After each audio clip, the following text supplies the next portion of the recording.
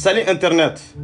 manden kaw fo kawali mando foli mini dantala balma kede do aras 24 kayrawla ka fo ko jene kalabanti de ngalonti galande do amona ngalonde kono awolola ngalonde kono donc abe to ngalon kelende kono ay vocal musée kayrawla aw munu beta ka jene lame aw munu beta ka usigi ka jene laje ka lame aw ka dala aw be ka hakilna dota hakilna mi na obe tunu aw dombe tunu aw ka kabila yerebe tunu itena doni soro tugun quoi jene vocal musée maleo aw yene sere ne aw sere ka fo ko ngalonde do wallahi ni tele lenksi am manden kaw na fora ka fo ko mande malien be ba yere mande kono na fora ka fo mande mami mago be jamana la o ba yere mande kono na fora ka fo ko malinka e malien dembedi c'est pour cela que an ko jamana de mais ni arasbadi ko arasa e mo kelendi parce que ni mago te jamana na ibeke mo kelenye mais ni mago be jamana la aw bede beje ka jamana fara ɲɔgɔn kan aw bede beje ka jamana basigi aw de baw tege di ɲɔgɔn ma ka fara ɲɔgɔn kan ka kɛ konokulu kelen walasa jamana bɛ se ka basigi cogo min a ye min ka vocal jouer nin de tun bɛ ka jene yɛrɛ defa la vérité kɛnɛ defa la vérité mɔgɔ bɛɛ b'a dɔn la vérité min o don na n y'a kuma fɔ bɛɛ b'a dɔn a bɛ kuma voix normale a bɛ kuma voix normale la bi maliyɛn den bɛɛ lajɛlen b'a mɛn ko jɔn ye Kayinka ye Kayinka yere ay mi ka vocal jouer abena kuma kayira ka fo ko ale te malinka ye et puis ni te malinka fana ye mbo fana la du tawye bi ayere aw ba mentikla men ko da yere aw ba me ayere da OK Kayinka ouais mon petit frère ouais France 24 oui non quand faut était champion ko sali internet Kayinka yere mangana do mande ka de halala voilà peut-être ka boka kuma dron comme on te silania et amega ko gasibe ko bela kwa dina tike na wakati de do quoi ouais ko dene ni vocality nya bela jelenci la vérité que de la hal malika groupe tere ouais parce que horoya ka gelen quoi ouais parce que ne be tike mo ni ne adama den do iye ngalon tike lai ça veut dire ne ibe so die ko bela jelema ko so ne be mabula jere ambalma muso de ne ta fe ka kuma ka ouais est-ce qu'il y a femme parce que muso ere kleli mandine quoi ne ka kodon ka bu ka kuma ni muso quoi ouais mais a fo jena na aw ye groupe flow misiki ay groupe misiki ko an yere video kela ko ka avar ka aras basini malika defandi ebola danu bola yakunu bola am ko chama bon au groupe ko faux profil anti faux profil ouais anti voilà anya sigi ale jena kelele nana ka groupe inti yaro amandine ne ka kuma vie privée ka ale oya a groupe temuna oye cheku keledi ado mon petit frère nye mi finyana ngo mo ni muso tinga elutike ango anga luti ani nuti nga luti ke parce que ambe malikola nunu be cheku kelela tena nunu nana kanga groupe ti raspatuko kelela bon anyu bo groupe konana entra groupe ira sigi ango ko muso kelete to groupe konana le plus de 2 ans groupe sigileno namba fama ko la vérité kene oui la vérité kene ala ka hina anga chekoro bala alele tunya anga nyamogo yi est-ce que voilà misa kabanana groupe ko na chekele jonya foko kabanante hakilina kelena o enedi cheche tumo groupe ko ni nana ne tumbi do directement là bien sûr on ala ma denier mogo e on bi do anana e sisa ça veut dire anga hakilina u fengera nyogona parce que kamno wakati on manga luti la on ye luti famu ka foko mali tinga joni malien de ma kodo parce que problème yire mi be mali kono bi o ye malien de yire ka kodo baladi jamana cité jo éducation ka jamana cité jo aga profu culture ka jamana yire mana fi éducation mara est-ce que famu en baba morbo de fo ko jamana yire mana fi ka fo social critère a culture avec de économique donc jamana be jo ayre ka d'Amérique on yo de kuma fo peut-être est-ce que on a président joli nana ango ko osimani fama bena me fama nunu be bo mo jona olu be bo an yere la an yo de dosi sa ango ko opi arabu le nana ne be kan bugal be ka je ka ngade ya bugal beje exactement mo mi bugal fana jo mo mi bugal je tulbena comme deux wala ke pardon mo mi bugal fana black ataka est-ce qu'il y a famu ba mo bedo mo mi na bo fena bon au lieu groupe au lieu bugal ne ta ka bo la vérité que ka kati jinema est-ce qu'il y a famu au lieu bugal ne ta ka si jinema donc bugal jene pour ka ale ba fait ka trop de parce que pourquoi nous famu o de ko ne ko manko anga baraka anga nuye ka nu parce que pourquoi ne mi to nuna ça dit publicité to ni na do quoi ala ma ni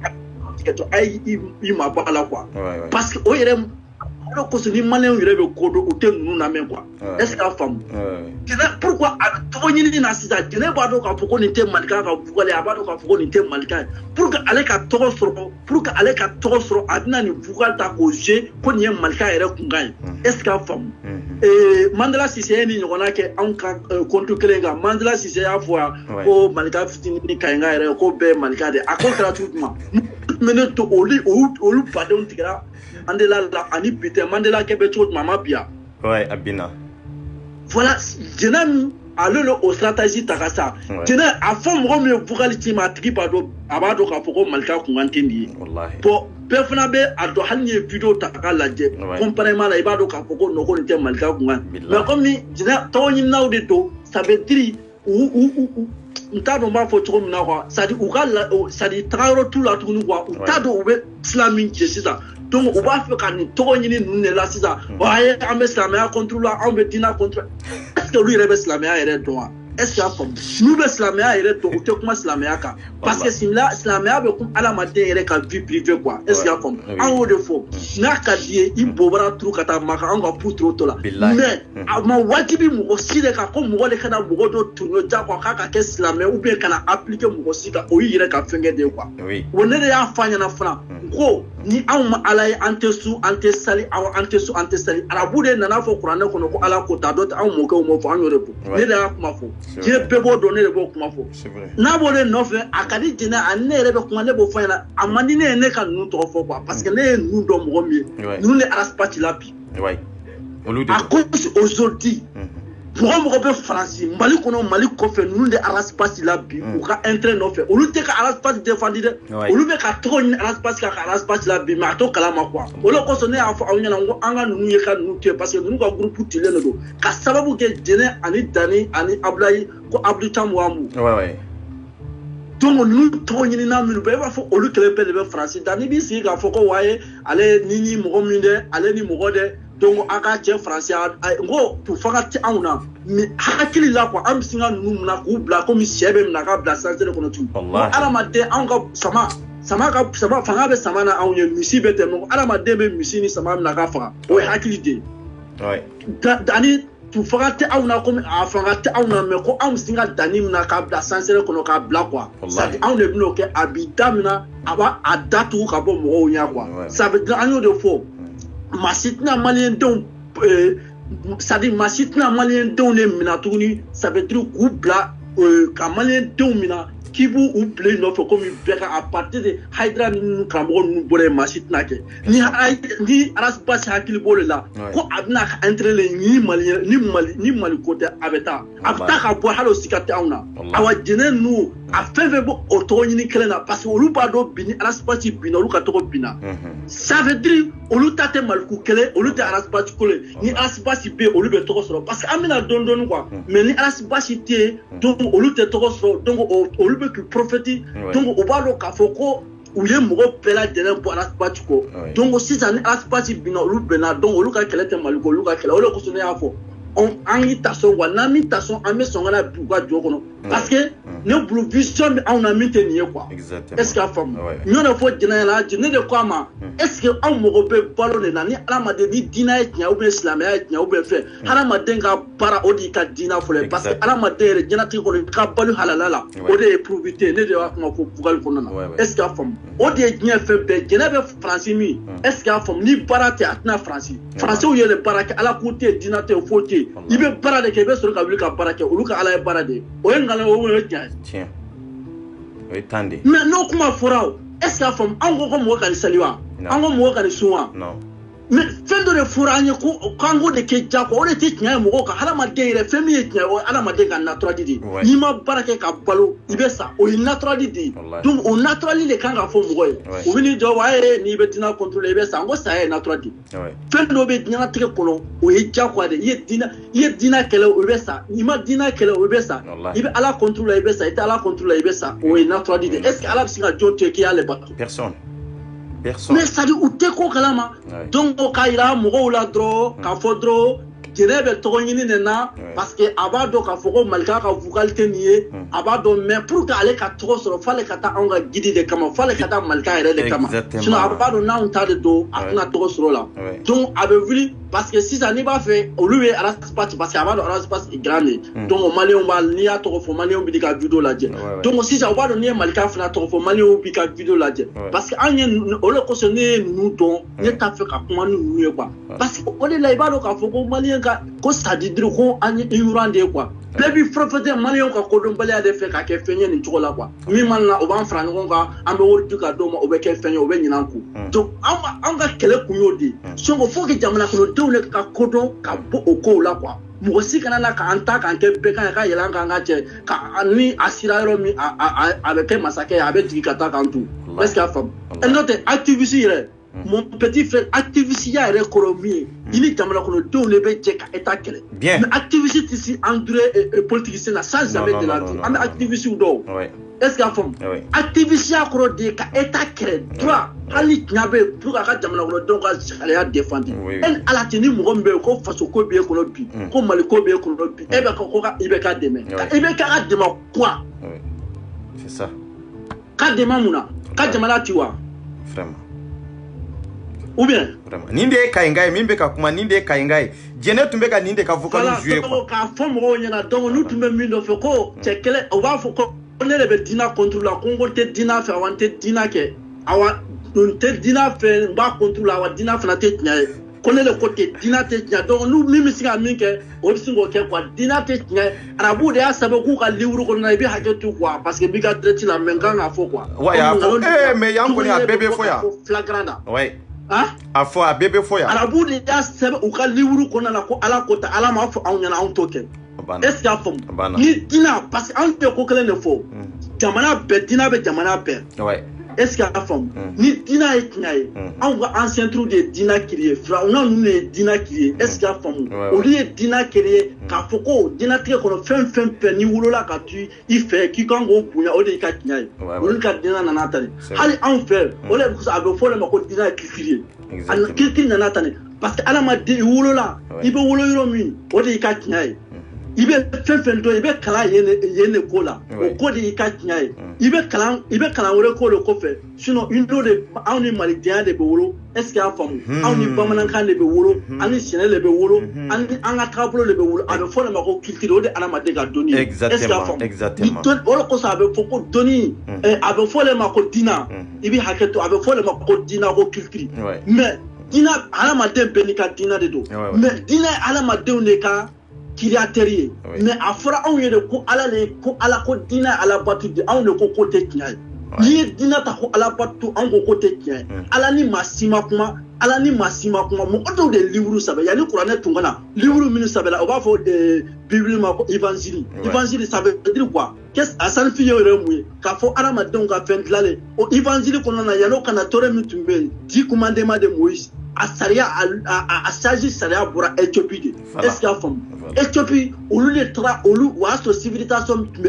égyptien de n'o nana o sariya bɔra yen de u bɛ ka kabakuru finman min bato n'a bɛ fɔ o ma ko guerre noire n'u b'a fɔ réseau noir n'a bɛ Maka alikaba kɔnɔna na o kabakuru finman in o binna ka bɔ Éthiopie de sanfɛ u y'o de ta Nabila Ibrahima ninnu Ibiri ninnu Zufu u y'o de ta ko o kabakuru finman ko mɛlɛkɛya dɔ de taara k'o ta ka bɔ arijana kɔnɔna na ko kana kɔn o bato aw ni ala cɛ ni farafin tɛ nin bɛ don mɔgɔ dɔn tulo la i dansɔgɔ ni ko karamɔgɔ olu nana mɔgɔw bagabaga parce que u nana sɔrɔ anw faw n'an baw olu bagabaga marifa ni fɛn na ka nkalon tigɛ ni anw denmisɛnninw nana dɔn ko tiɲɛ tɛ anw bɛ bɔ k'o fɔ piyan est ce que y'a faamu bi farafin de bɛ nin kɛlɛ kɛ sinon arabu mago tɛ nin na arabu baden bɛ yen minnu bɛ nin contre la bi ko parce que ko diinɛ ignorance y'a bila u ka jamana kan a ko si bi diinɛ scientifique t'olu ka jamana kɔnɔ philosophe t'u ka jamana kɔnɔ géographie t'u ka jamana kɔnɔ linguistique t'u ka jamana kɔnɔ c'est à dire fɛn fɛn bɛ yen ala tɛ e ye farafin jɔ ye ko farafin filɛ ko a ye fɛn créer diɲɛ kɔnɔ ni arabu jɔ ye ko arabu dɔ ye fɛn créer diɲɛ kɔnɔ jamais non bon diina yɛrɛ de bɛ nin contre la diina yɛrɛ inventé la k'a sɔrɔ diina yɛrɛ tun bɛ ni fila de bolo arabu ni duna tun bɛ arabu ni farafin de bolo diɲɛ tun bɛ arabu ni farafin de bolo est ce que y'a faamu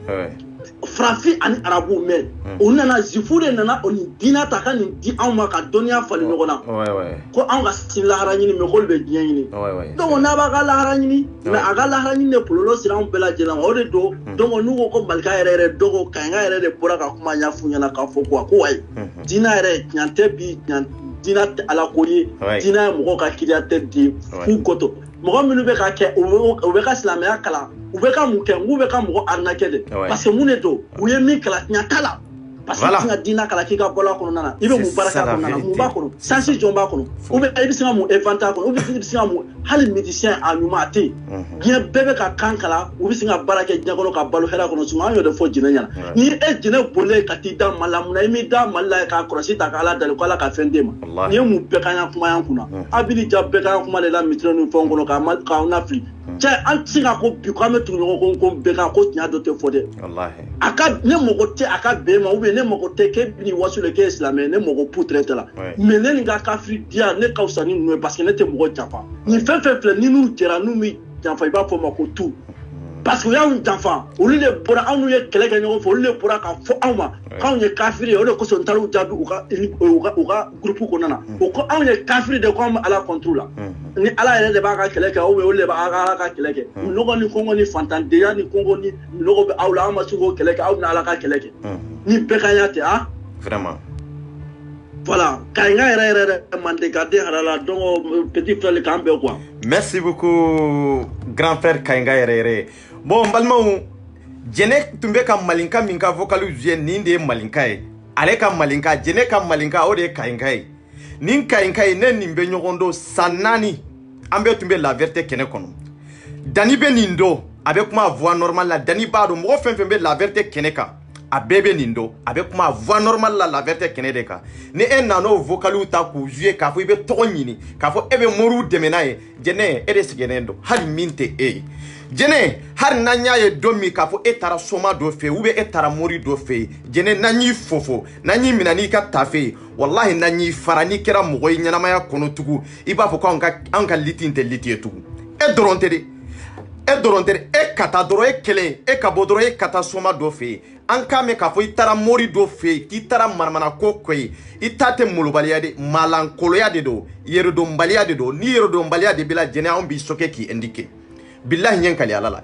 jene mo no fe ko kele iba dabla de bi tle fasoma an yo de fie anye kafiri anye islami o tala de ni ame ka fo ko dine abe jamana do de kono mali fele bolo min na bi mali be tabolo min ka bi na nyansigi ka mali laje bi wortigu be na folotigu be fantaw be famaw be donikelaw be kalambaliw be nafolo min be mali kono bi ni kele bolo nana bi mali ka ni mali tira ni bebe chien ni bebe perdi ambe perdi ni bela mais est-ce que ni dine de tira ni dine tira est-ce que ni dine tira est-ce que nafolo be perdi ya nafolo te perdi yo wor te perdi yo ibe tla ka tubi ka do dine kono dine yo ode nyanamaya kono mais dine te façon nye bada fo ka diewli dine te se ka nye façon nye façon kono de nafolo be tiɲɛ façon de kono parce que ni façon tira façon kono denw be sa façon de kono parce que façon tira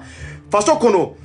c'est-à-dire an be ɲɛnama ni fɛn façon minnu ye da fɛn minnu be fale ani fɛn minnu n'an b'u ɲini n'an yɛrɛ b'u dilan façon tili de bɛ na nin bɛɛ tiɲɛ mais diinɛ nali ou be diinɛ kɛlɛli o si tɛ foyi tiɲɛ adamadenya la a tɛ foyi tiɲɛ jamana kɔnɔ a tɛ foyi tiɲɛ dugu kɔnɔ en contraire ni diinɛ yɛrɛ ma fɛn tiɲɛ façon kɔnɔ a tɛ fɛn ɲɛ façon kɔnɔ b'a to fɔlɔ de faso de ka jɔ ni faso jɔra n'i b'i ka diinɛ kɛ i b'a kɛ n'i ta kɛ o y'i kungo ye an tɛ mɔgɔ musala diinɛ ko la dɛ min b'an kanu i k'an kanu n'i t'an kanu i k'a to yen an b'a fɔ diinɛ tɛ tiɲɛ ye dɛ an k'anw tɛ fɛn de bila faso in ɲɛ an tɛ fɛn bila maliba in de ɲɛ an bɛ tunga la bi foyi mana n'an ɲɛ tunga la dɛ o ye de ko sɛgɛn min b'an kan o ye de an ka faso bɛ citation min na o ye de an ka faso ma dilan komi ya o ye de kodɔnna t'an ka faso kɔnɔ komi ya o ye de baarakɛla t'an ka faso kɔnɔ komi ya o ye de an ma maa ɲuman sɔrɔ maa min faso kanu b'a la komi ya mɔgɔw c'est pour cela que an maliyɛn don an bɔra an bɛ faransi an bɛ espagne an bɛ amérique an bɛ diɲɛ jamana 14 bɛɛ lajɛlen na kodɔnbaliya tɛ o fasɔntanya tɛ o mais min y'a laban faso la o kɛlen an bɛ k'o de ɲini walasa cogo bɛɛ la min y'anw labɔ de o kana an denw labɔ o kana an balimaw labɔ o kana an sinjiw labɔ jɛnɛ e kan'i sigi k'a fɔ e bɛ diinɛ defa e ka hɔrɔnya n'i ka ladiriya bɛ min e yɛrɛ ka limaniya bɛ yɔrɔ jumɛn n'a y'a sɔrɔ limaniya bɛ e la diinɛ defali bɛ e la e tɛ n'i kunsigi e tɛ n'i kunkolo lankolon sigi i kɛra ɲɛfɛ walicɛw b'i lajɛ jɛnɛ aw bɛ diinɛ fɔ est-ce que aw bɛ diinɛ dɔn wa aw de bɛ ka diinɛ lagosi est-ce que aw bɛ diinɛ dɔn maliyɛn minnu bɛ k'i lajɛ i b'a dɔn e bɛ ka min fɔ walayi hɔrɔnya t'i la ladiriya t'i la aw hari e tɛ silamɛ muso ye e kafiri muso de e jahili muso de jɛnɛ billahi an bɛ tiɲɛ f'i ɲɛna a b'anw de ko an tɛ fɛn bila an ka faso sanfɛ foyi tɛ sɔrɔ ɲɛnamaya kɔnɔ min bɛ tɛmɛ an ka faso in de kan a wa fɛn wɛrɛ foyi t'an bolo ni faso in tɛ parce que ni faso in tilala na fɛn bɛɛ tilala na n'i y'a mɛn i bɛ diinɛ kɛ i bɛ faso dɔ de kɔnɔ donc an mago b'an faso de la comme i ko i ka malinka de ye nin kuma fɔ jɛnɛ maninka fami kɔnɔ kodɔnna ka ca kalankɛla ka ca sitiri maninka fami kɔnɔ fɛn bɛɛ de b'a kɔnɔ an ka maninka fami kɔnɔ n'i ko i b'anw kɛlɛ a bɛ komi ni jahadi de bɛ ɲɔgɔn na quoi ka n'i tila u na direct k'a fɔ i b'anw kɛlɛ quoi i b'anw kɛlɛ ni plan de ye mais k'i ɲɛsaw ma direct i b'an kɛlɛ an b'i ɲɛnama su dɔn quoi nin ye kayinga de ye nin tɛ lɛlɛnci ye nin ye kayinga de ye nin tɛ malinka yɛrɛ yɛrɛ i tun bɛ ka min ka vocal jouer de depuis i y'a daminɛ dɔrɔn ne yɛrɛ jigi tigɛra quoi ne ko c'est fini jɛnɛ ko banna awa nin ye jɛnɛ ko bannen de maliyɛn wallahi ɲɛ kali ala la nin ye kayinga de ye ne ni nin bɛ ɲɔgɔn wele appel video de la an bɛ baro kɛ ne nin bɛ kuma normal de la an bɛ baro kɛ nin bɛ kuma la vérité kɛnɛ kan dani b'a kalama Bamakɔ senu b'a kalama aras marifa ninnu bɛɛ b'a kalama c'est-à-dire maaba bɛɛ bɛ nin voix don k'a fɔ ko nin de ye kayinga ye mais nin tɛ lɛlɛnci ye dɛ jɛnɛ e tɛ diinɛ ko defali la dɛ e bɛ malinka ɲini de la e tɛ jamana ko dɛmɛ la dɛ e bɛ malinka ɲini de la e tɛ kɛlɛ wɛrɛ la e bɛ malinka ɲini de la awa jɛnɛ n'i ka malinka ko bannen de an y'o de fɔ an ko malinka ye to tɛ et puis a tɛ ye an t'a dɔn yɛrɛ a bɛ balo dugukolo fan min yɛrɛ an b'a dɔn an t'a dɔn fɛn min bɔra a da kɔnɔ wallahi an tugulen b'a nɔfɛ nin dɔrɔn de la a ko faso wallahi ni faso tɛ anw tɛ sɔrɔ yan ni faso tɛ anw tɛ na yan an dɛsɛlen de sera yan an dɛsɛlen de sigilen don bi ka kuma n'o tɛ ko wɛrɛ tɛ dɛ faso banna dɛ mais an faso ma kɛ faso de ye faso dɔ bɛ faso kɔnɔ c'est pour cela k'an bɔra an faso la ka na faso dɔ kɔnɔ n'an faso tun ka ɲi an tun bɛ to a kɔnɔ dɛ maliyɛnw a ye tiɲɛ batu aw ka tugu lɛlɛnci ko aw ka hɔrɔnya aw ka danbe kɔnɔ a ye tugu lɛlɛnci ko a ye na maninka fami bɛ yen EPR bɛ yen anw ko foyi de tɛ yen i kɛra maliyɛn ye o i kɛra silamɛ ye o i kɛra chrétien ye o i kɛra bolibatula ye o an mago tɛ fɛn wɛrɛ la dɛ anw ko Mali de anga objectif ye Mali di en tant que niko ko Mali har nante association kelena har na surante hakina kenna nambe ñogon suru Mali de la ina on be se ka bara ke ñogon fe mais en tant que har na suru on be jekulu kelen kono ne magote Mali de la wallahi am magoti la ne magote Mali de la fo ka faso de kanu i ka se ka bara ke faso kono ka ke faso de ñumani mais ki ba faso la ka fo be dine de sangoro tan ko de te ke pe ateki ni dine tun sangoro ta maka kateme iga jamana ka iga jamana tun te dila maka feleite chenche nyana koma ko Dubai ni Dubai tun wulila ka fo ko dine be malila tugami iga dine sangoro tate Dubai tun te dila hotel baw tun te ke ka fo anka almami nanka moru anka mabaw be wuli ka fo ko lubeta vagasi la ibeta viti la Dubai aw tun te ke atun te kere mais ni ya anka mabaw be wuli kata Dubai jie mabaw be wuli kata Dubai ya la je dine te faso jo oyi tande wallahi dine te faso do oyi je yoro bedi dine te faso do non to jamana te o dugu te dine te yoro minna